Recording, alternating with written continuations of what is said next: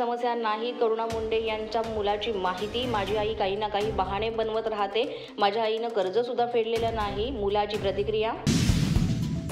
Social मीडियावर post करण्यासाठी मुलावर धनंजय मुंडे यांचा दबाव. करुणा मुंडे यांचा आरोप. माझ्या विरोधात मुलांना भडकवलं जात आहे. रुपाली चाकणकर या नेत्यांसाठी काम करतात. करुणा मुंडे यांचा आरोप. न्यायालयात न्याय मिळतोय, बाकी कुठेही मिळत नाही. करुणा मुंडे यांचं वक्तव्य. धनंजय मुंडे यांची पहिली पत्नी म्हणून कोर्टानं मान्यता देत पोटगी दिली आहे. त्यामुळे यापुढे करुणा शर्मा नव्हे तर करुणा धनंजय मुंडे म्हणावं. करुणा मुंडे यांचं आवाहन. घरगुती हिंसाचारात दोषी असल्याचं कोर्टानं म्हटलं नाहीये.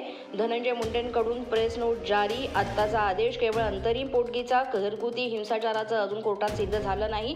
धनंजय मुंडेंच्या वकिलाकडून नोट जारी.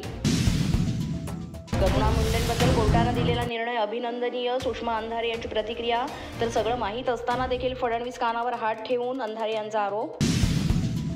करुणा मुंडेंना न्याय मिळाला पाहिजे. जितेंद्र आव्हाडांची प्रतिक्रिया. तर धनंजय मुंडेंबाबत अजितदादा योग्य तो निर्णय घेतील. आव्हाडांचं वक्तव्य.